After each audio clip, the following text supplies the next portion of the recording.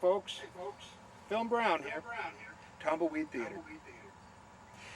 Got some really good film coming tonight, one that I think you're really going to enjoy, one that brings us the early John Wayne. 1934, you know, John Wayne is really kind of learning the skill, learning the craft. This isn't the Dukester that we know later on in the 40s and 50s and 60s. No, this is the young Wayne.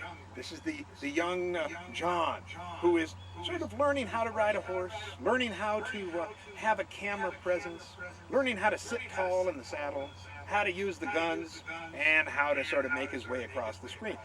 You got to admit, in 1934, however, he's doing a good job. It's remarkable. I was of one mind many years ago, before I started watching a lot of these early Wayne films, that, you know, he was a bit of a wooden individual in these early films. Not so. Now, yes, once in a while he creaks, needs a little bit of oil in here and there, but you can see the seeds.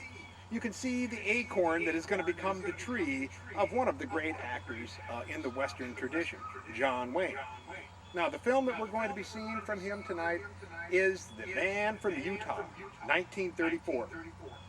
And of course, as with any youngster, he needs to have sort of a mentor. You know, later on, he's going to have John Ford sort of take him under his wing and make him, mold him into the great star that he'll become. But we know that we had some earlier guys as well, and one of those was Robert Bradbury. Robert Bradbury, coming out of the Lone Star studio tradition into the Republic tradition, working with Archie Stout behind the camera and Carl Pearson editing. I think he's really in good hands. Likewise, he's working with one of the, what will become one of the great sidekicks of all time, and, you know, I think he's learning things from this old, you know, Gabby Hayes.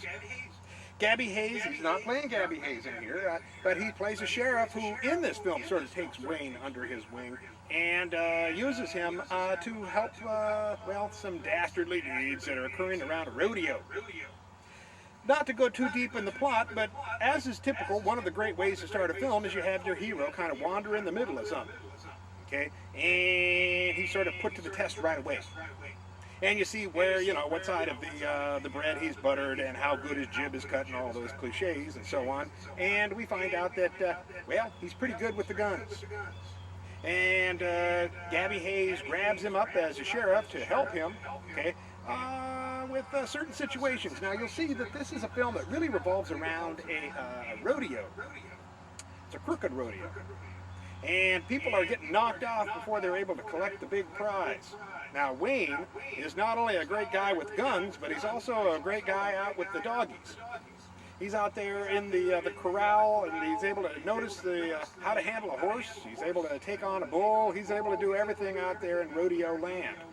So he goes in and joins the rodeo, and of course, this allows him to sort of undo the dirty deeds.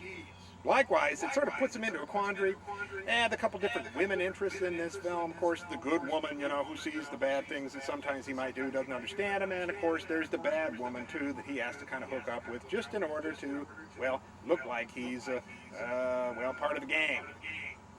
I think you're going to enjoy this film. Man from Utah, 1934. Got some of the great guys of all time working together. We love to see the beginnings. We love to see the foundation upon which, well, we know the building. We know what will be erected. We know that John Wayne is one of the great figures of all time in the Western film tradition. Got to start somewhere. You can't start at the top, and certainly you can't start, as a seasoned star. You'll become that. But right now, he's a youngster. Well, have fun with this film, Man from Utah. Roll 'em, Smokey.